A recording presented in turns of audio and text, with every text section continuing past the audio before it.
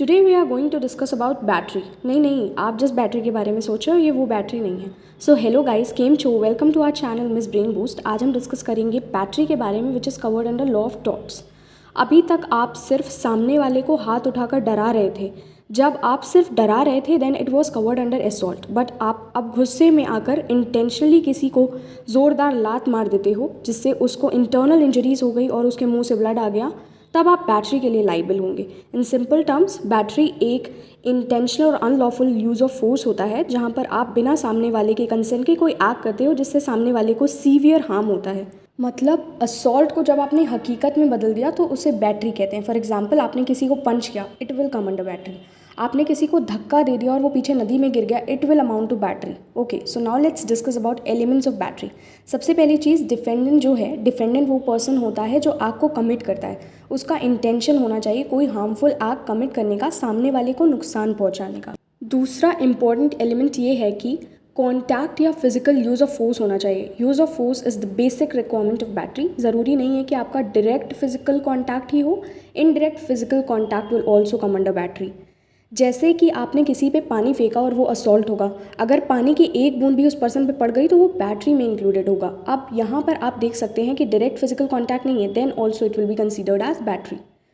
अगला एलिमेंट ये है कि वो फिजिकल कॉन्टैक्ट हार्मफुल होना चाहिए, जिससे पर्सन को कोई फिजिकल इंजरी हो या वो ऑफेंसिव हो जिससे सामने वाले को कुछ ह्यूमिलिएशन फेस करना पड़े। किसी को गलत तरीके से टच करना भी बैटरी के अंडर ही कवर्ड होता है, तो डैमेज होना ज़रूरी है, तभी बैटरी माना जाएगा किसी आग को। नेक्स्ट एलिमेंट ये होता है कि विक्टिम को पता नहीं होना चाहिए कि उसके साथ कुछ गलत होने वाला है, मतलब उसका कंसेंट नहीं होना चाहिए उस एक्ट में। फॉर एग्जांपल, सर्जन सर्जरी करते टाइम पेशेंट्स के ऑर्गन निकाल देता है बिना उसकी कंसेंट लिए हुए, then it will be considered as battery.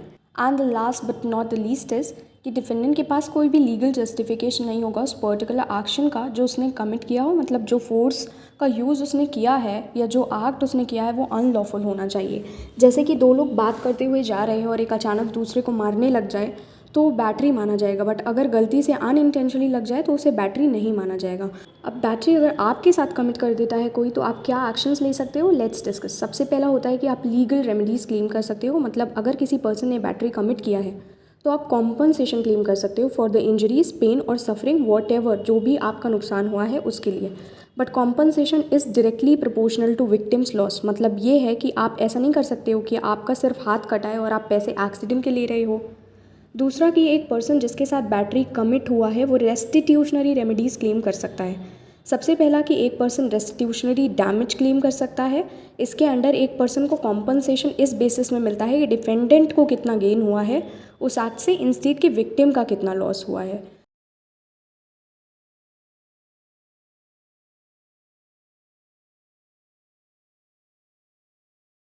Third is कि जहाँ पर डिफेंडेंट कीपेबल नहीं है उस केस में कोर्ट उसकी प्रॉपर्टी को बेच कर डैमेजेस पे कर सकता है विक्टिम को। इसके अलावा कोर्ट कुछ इक्विटेबल रेमेडीज़ ग्रांट कर सकता है विच इंक्लूड्स, जहाँ पर डिफेंडेंट ने कोई हार्मफुल एक्ट किया है तो विक्टिम कोर्ट से डिफेंडेंट के अगेंस्ट रेस्ट्रेनिंग ऑर्डर ऑब्टेन कर सकता है उसको दोबारा वो एक्ट करने से रोकने के लिए। दूसरा कि कोर्ट इंजंक्शन लगा सकता है। इंजंक्शन कोर्ट का एक ऐसा ऑफिशियल ऑर्डर होता है किसी पर्सन को कोई चीज़ करने से रोकने के लिए। कोर्ट टेम्पररी या परमानेंट इंजंक्शन लगा सकता है डिफेंडेंट को अनलॉफुल एक्ट करने से रोकने के लिए। अब सिमिलरली एक्यूज के पास कुछ डिफेंसेस अवेलेबल होते हैं ताकि वो अपने आप को गलत इल्ज़ाम से बचा सके।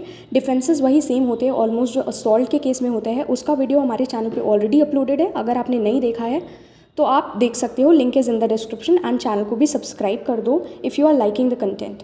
एक ब्रीफ ओवरव्यू दे देती हूँ मैं आपको डिफेंसेस का, सो लेट्स बिगिन। पहला, क्यूज सेल्फ डिफेंस यूज़ कर सकता है अपने आप को प्रोटेक्ट करने के लिए। फॉर एग्जांपल, ए बी से झगड़ा करने लगता है, उससे बचने के लिए बी उस पर अटैक कर देता है और भाग जाता है, तो बी यहाँ पर लायबल नहीं होगा।